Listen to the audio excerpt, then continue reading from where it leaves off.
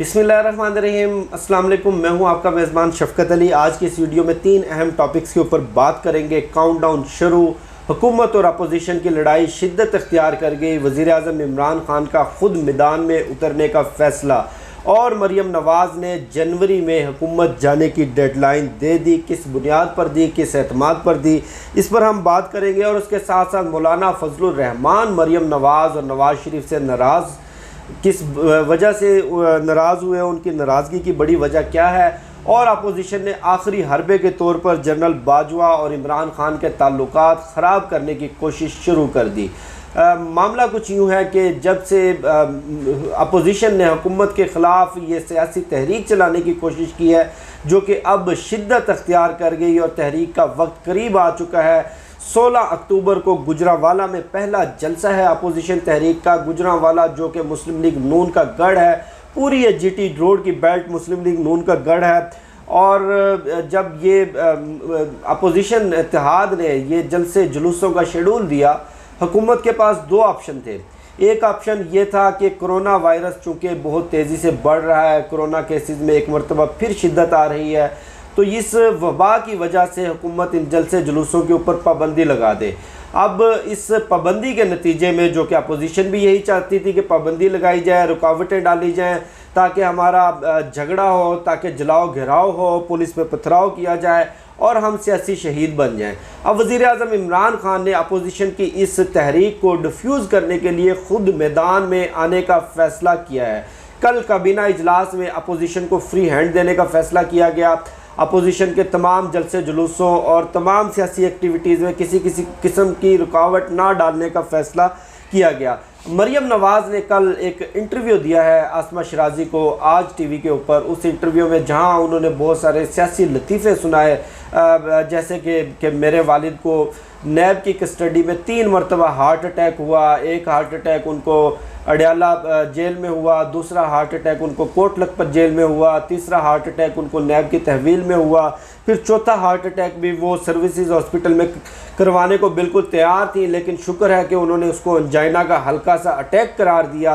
अब ये तिब्बी तारीख का एक मुनफरिद मरीज़ है जिसको इतने बेपनाह हार्ट अटैक होने के बावजूद वो ना सिर्फ लंदन की सड़कों पर घूमता नज़र आता है, बल्कि रेस्टोरेंट्स में पाकिस्तान के निज़ाम इंसाफ, पाकिस्तान का निज़ाम सेहत और पाकिस्तान का सियासी निज़ाम का मजाक उड़ाता भी नज़र आता है।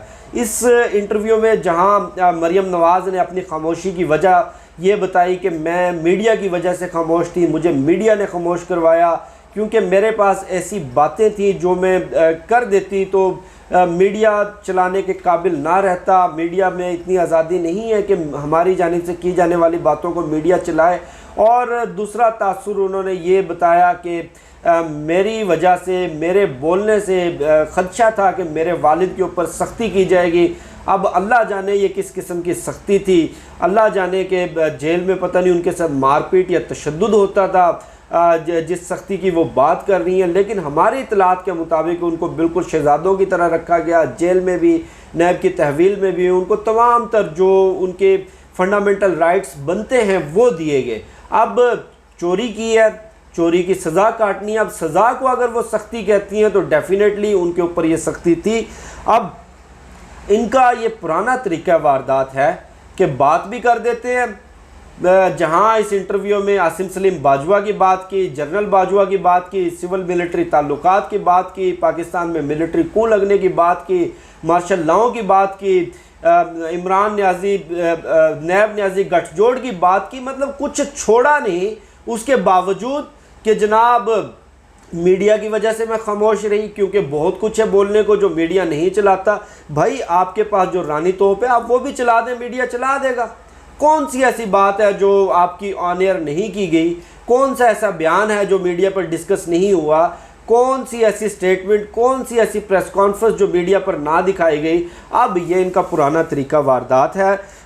दूसरा जो सबसे अहम नुक्ता था वो मरियम नवाज़ ने जनवरी की डेडलाइन दी है कि जनवरी में ये हुकूमत ख़त्म हो जाएगी। हम कोशिश करेंगे जनवरी से पहले इस हुकूमत के ख़ात्मे की, लेकिन जनवरी की डेडलाइन बिल्कुल यकीनी है, इमरान खान घर चले जाएंगे।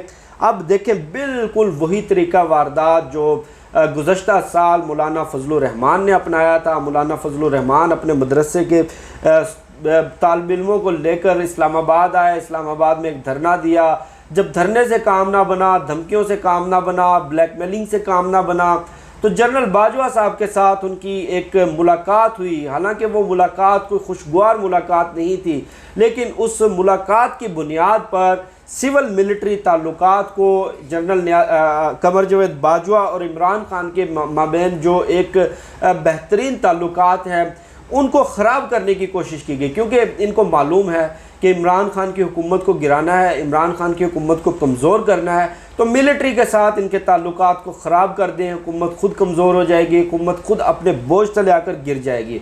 अब उस वक्त भी इस तरह की बातें की गई कि हमें यकीन दहानी करवाई गई है, मार्च की यकीन दहानी करवाई गई है कि मार्च में हुकूमत घर चली जाएगी, और मीडिया पर अपने जो मीडिया में बैठे हुए एजेंट्स हैं, जो इनके माउथ पीस हैं, जो इनके खुद साख्ता तर्जुमान हैं, उनके ज़रिए ये तासुर फैलाने की कोशिश की गई कि जनरल कमर जावेद बाजवा और इमरान खान के ताल्लुकात में कशीदगी है, और मौलाना फजलुर रहमान को किसी तरह की कोई यकीन दहानी करवा दी गई है, हुकूमत जाने की कोई डेडलाइन दे दी गई है, और उस डेडलाइन को तवातर से अखबारी कालमों में, टीवी शोज़ में, डिस्कशंस में इस तरह से उछाला गया कि ये पूरा एक नैरेटिव बन गया। जबकि हकीकत ये थी कि मौलाना को किसी किस्म की कोई यकीन दहानी नहीं करवाई गई, मौलाना को किसी किस्म की कोई डील नहीं दी गई, मौलाना को सिर्फ एक लॉलीपॉप दिया गया था। जो मुलाकात हुई वो मुलाकात भी कोई खुशगवार मुलाकात नहीं थी।